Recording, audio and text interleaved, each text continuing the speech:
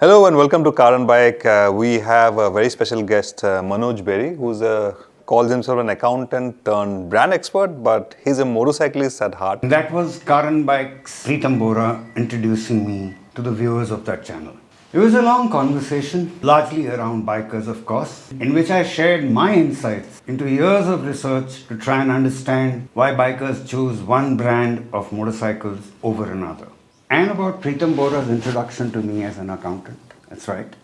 Although I'm an enthusiastic biker, when working with brands, I keep one thing in mind, that my client's motorcycle brand is also his business. And that business, to succeed, must first get its product right. And that's exactly what Carlos Ghosn, the chairman of one of the two most powerful companies in the world, Nissan and Renault, told an interviewer of a leading business magazine when he was asked why those brands were not doing well in India. First, get the product right. Any product designer will tell you that the right product is the one that creates the right experiences that its users want, and very often what the user needs as well. And when it comes to two-wheelers, 80% of Indians are commuters. They just want to go to work and back at the lowest cost in terms of fuel consumption, mileage, and maintenance costs. And Honda is the unquestioned world champion in delivering both, which is why Honda sells more scooters and motorcycles than any other rival in this country. So in Embrand's terms, that's the value equation of the Honda brand of two-wheelers in India. But after India's IT industry took off, salaries went up, and a lot of young Indians started singing Ye Dil Mange More, and more meant more thrilling experiences, greater speed and great sound. And they had the money to pay for either one or the other, and in many cases, both. That was their value equation. And Yamaha globally and Enfield in India are good at both and therefore do good business. But as brands, they have to create different kind of thrills. Enfield, unlike Yamaha, has a far greater history in India, and the sound of its engine is a reminder of those times, because that sound was the sound of Enfield's first product in India, the Bullet 350cc 4-stroke, and its users were symbols of power and authority, police and army people.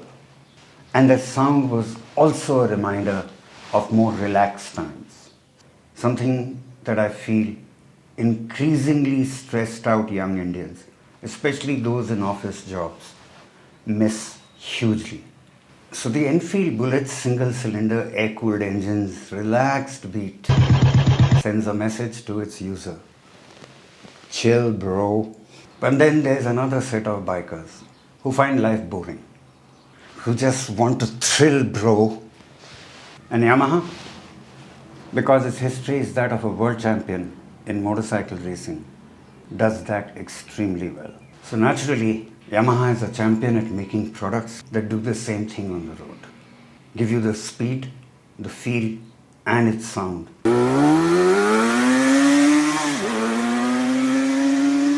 Better than probably any other brand in the world.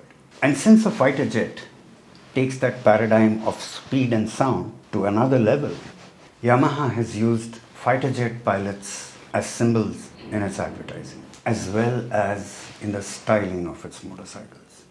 So when emission laws killed the sound of Yamaha's legendary two-stroke engines that ruled both track and road, millions of Indians, some of them now in their third generation, speed freaks, needed a fix. So fighter pilot, one dot, jet fighters, the second dot, and speed freaks on the road, 3 dots.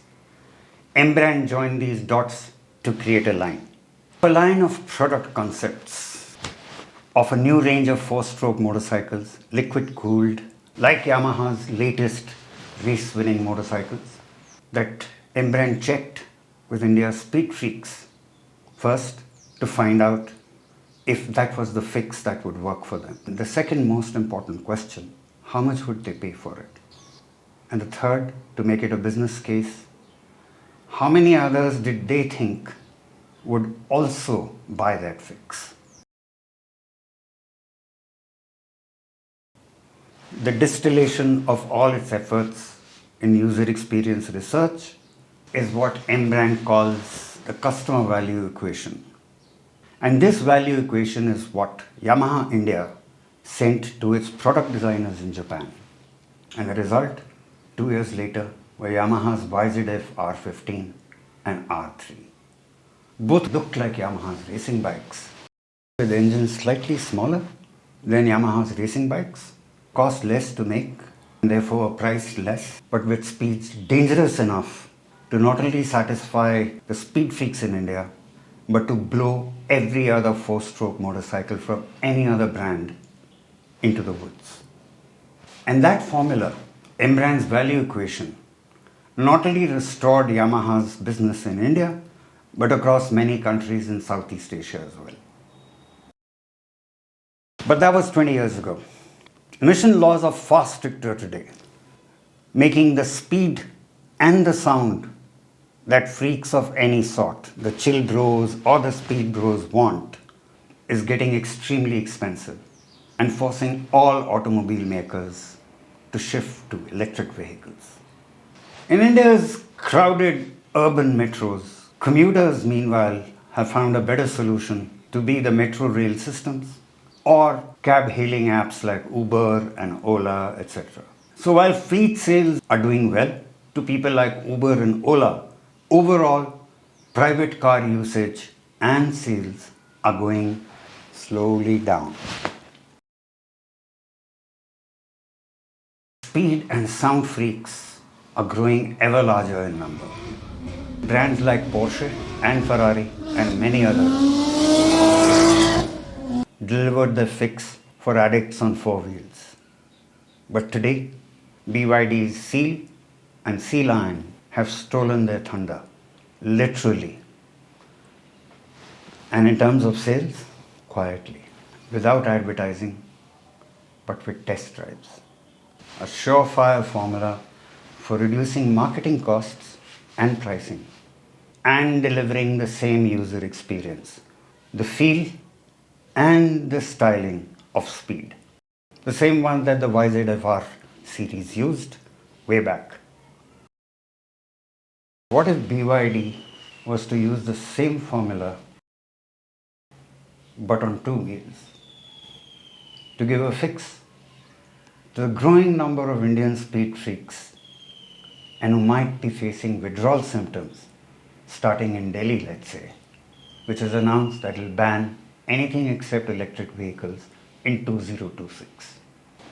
If it wants to make those motorcycles, perhaps BYD could brief its very capable design team with a new theme that doesn't rely on sound at all. Just as we gave a theme of that fighter jet to Yamaha, say Stealth Fighter.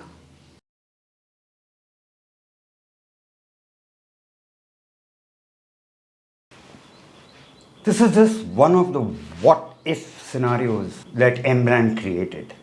After its recent research into Indian users of electric vehicles, and insights from this research helped investors save almost 500 crores of cash burn in advertising and retailing, because our research showed that Indian users were already using products with a far superior user experience and now at far lower prices.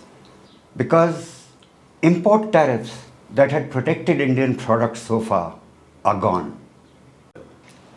And these insights are what I referred to as dots. And since Embrand's research can take a long time, which clients in a crisis sometimes don't have, Embrand came up with the idea of its new product. Embrand's UX branding workshop uses insights from such research across a range of products, pharmaceuticals, healthcare, wellness, FMCG products like tea and coffee, tractors, gensets. Embrand's UX branding workshop focuses on solving the most critical and pressing problems by getting your business teams to imagine new answers to the 6 most critical questions that every customer we've been interviewing has ended up asking us. And for each of the 6 questions we ask, We use dots from our earlier research as prompts, which our tech bros will call prompt engineering in AI terms. The outcome? Delightful surprises for buyers and painful ones for the enemy. And I use that term because marketing wars have begun. Embrand's UX branding workshop takes just 2 days. If that sounds like a good idea for your business, do write to us at globalise@embrand.in, links below. Give us a brief description of your business, the products you make, and the problems that you want to solve, and we'll take it from there.